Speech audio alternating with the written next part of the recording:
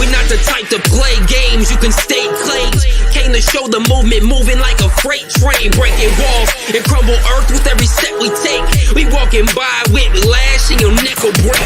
Never let it stray, so say it wrong or set it straight. So coming at us with an awkward demeanor is leaving your life in the dead of face. So pedal straight, avoid these shots, we send it all costs. Truly believing that it'll be different, we watching your body get hauled off. Simple as this, we giving the vibe of the revolution that we living within. Diminish the doubt of the haters that talk on the low because of this minuscule shit.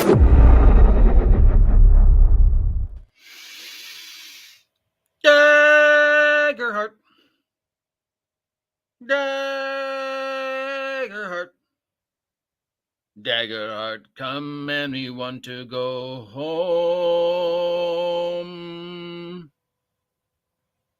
Just in time for Beetlejuice. Harry Belafonte songs will get popular again. It's Thursday. You know what that means. It's time to visit our neighbors in Calabasas, the family cast and crew of Critical Role, to check on what is up this week with the ever-changing juggernaut that is Daggerheart, with a brand new survey for us to take. So first, let's check the numbers and see if now we are into week 3 of Beacon, if there's been any changes. So first, heading over to the Twitch at criticalrole.twitch.com. We've had, since last time we checked, Campaign 3, episode 96 went up with only 152k views. Campaign 3, episode 96 rebroadcast with 46k views. And then Campaign 3, episode 96 rebroadcast again with 96k views. So all they did this week was sort of the same thing 3 times, and they still can't break 200. But I suppose if you combine them all together, right? Okay, meanwhile, over at the Tube of Views, we had Breach, Myths Season 3, Episode 15 with 17k views. Campaign 3, Episode 96 with 225k views. Campaign 3, Abridged, Episode 6 with 18k views. I think they were hoping for more. And Myths Season 3, Episode 16 with 9k views. I think it's safe to say, once again, Myths is a failed product. Nice that you tried. Glad you enjoy making it. If it makes you guys happy, great. If it brings, pleasure to the 9.6 people who are listening to it, great. But, I think it's time just to let it go. I think they were hoping the abridged thing would get more views, but if you're curious in what's going on with Campaign 3 and you don't want to slog through 4 hours, they do have these things that are running, as they said, about 90 minutes. People, I think, were more interested in seeing Campaign 1 and Campaign 2, but due to the legality of who owns those chunks of each campaign because of Geek and Sundry and stuff like that, we're waiting for that to be resolved.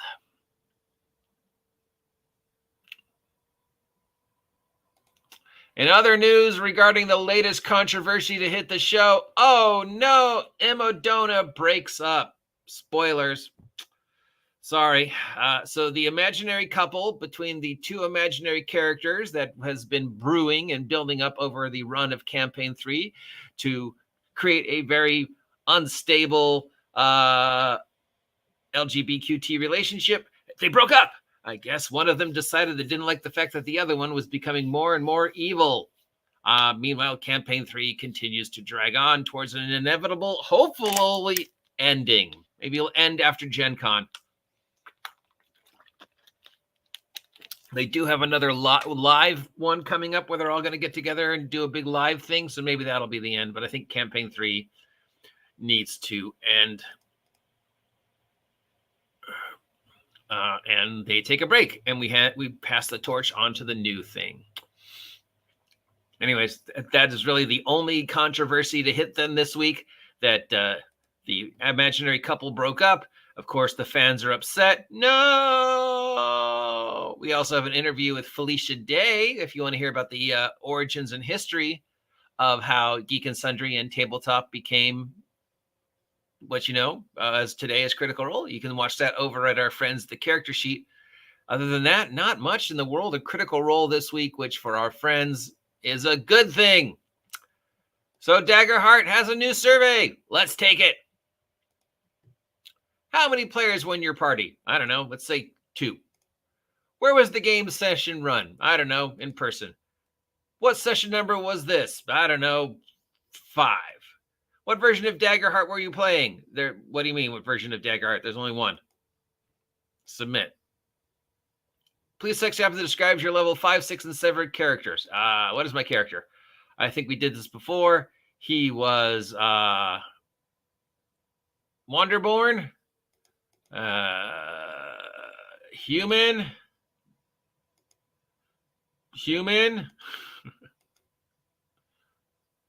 Warrior. Multi-class? No, I don't multi-class. What level is my made-up character? I guess 5th. Would you share your character sheet on Demiplane? No, I would not. Which card did you select from this domain? I don't remember. I think it was Reckless. Which card did you select from this domain? I don't remember. I think it was Signature Move. What's the biggest hit they can throw? How much damage can they soak? What's the biggest hit I can throw? I don't know. Braced Spear. The game was difficult to play. Yes, it's too gimmicky. Too many gimmicks. The abilities and information of the cards was confusing and counterintuitive. Agree. I still have to look stuff up. And what happens if I forget the cards? Combat felt unengaging and repetitive. Agree. I felt confident making confident gameplays. I always agree on that. I am always confident. The abilities and information on my character sheet were clear and easy to interpret. Nope. The rules were confusing and counterintuitive. Yep. I enjoyed my character's ability. Sure. Kid with spear always works. The thing I most enjoyed about Dragonheart this session was spam risk. I'm not answering it. I should answer it and just keep talking and see what they say. Hello? Daggerheart. Daggerheart. No, Daggerheart. That'll freak them out. The thing I most enjoyed about Daggerheart this session was spending hope. Spending hope. So broken. On clarification of 2, you've improved our game session. Get rid of the cards. Is there anything I haven't asked you'd like to share? What did you have for snacks? Can Darrington Hart contact you for other games? Sure. Would you like to provide us with some additional demographic that we want to? Sure. And then seeing like, before Daggerheart, have I ever played a table game? Dude, I've played so many games. What best describes your appearance with the show? What is your age? Older, old. What is the following best describes you? Caucasian. Which following best describes your gender? Male. Do you consider yourself transgender? No. Why is this important? Which following best describes your sexual orientation? None of your business. Which of the following best describes your religious belief? None of your business. Has nothing to do with the game. Do you have access needs or disability accommodations you would like to let us know about? Do you consider yourself disabled? Again, none of your business. Do you consider yourself neurodivergent? What is your primary occupation? Employed. Game designer. Do you have another identity that would like to share with us? I'm Batman. There we go. We took the survey. If you want to take the survey, the link is down below. That's all that's gone this week in the world of Critical Role Daggerheart. Hey, Daggerheart people, send me a t-shirt or something. So what does the future hold? It's time for another prediction. With con season coming up, we've got Origins in June, we've got SDCC in July, and most importantly, we have Gen Con in August over my birthday weekend. I don't think SDCC counts anymore, guys. They'll probably be there talking about Critical Role stuff and Mighty Nine and Vox Machina.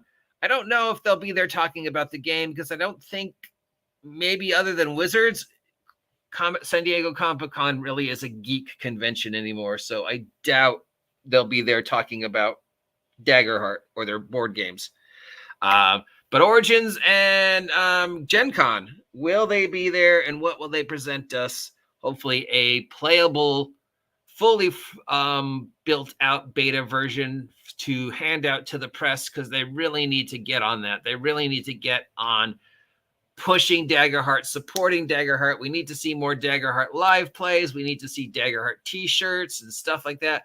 We need to see what they're going to do to get ahead of the Wizards of the Coast bandwagon and take fans away, if that's their plan. I think we kind of want to know, is campaign 4 going to be Daggerheart? Is campaign 4 going to continue to be 5e? Is it going to be something else? What is the relationship with Wizards of the Coast, since Wizards of the Coast is making it very clear that Matt Mercer and Deborah Ann Wool consulted on the new DM's guide. Now, what does that mean? Consulted doesn't mean much of anything, you know. Consulted. Hey, Mercer, what do you think of this cover? It's good, Chris. Thanks. I'm going to put you down as a consultant. Hey, Mercer, read this chapter and tell me what you think. I read this chapter and I think it's okay. Thanks. I'm going to put you down as a consultant. Since we don't know how much or how little they consulted, the fact that them saying it's a consultant is sort of pointless, but they definitely want us to know that Matt and Deborah consulted. So they haven't accepted the fact that this might be the end of their relationship with Critical Role. If they're smart, which I think they are, they will end their relationship with Wizards of the Coast. But I don't know, you know, money talks. And at the end of the day, they are professional businessmen and women. And if they can swallow their pride and agree to the new SRD and apologize to all the fans, maybe they'll stay. I mean, you know, at this point, it just depends upon the fans. As always, when talking about Critical Role, everything I say is kind of pointless, because it's such a unique position in the industry that it is completely dependent upon a very fickle fan base. Daggerheart's success will rise or fall based upon when it comes out, how it relates to what's going on the channel, and how the fans react. You know, if they jump on Daggerheart and abandon 5e, it'll be a huge chink in the financial build of 2025.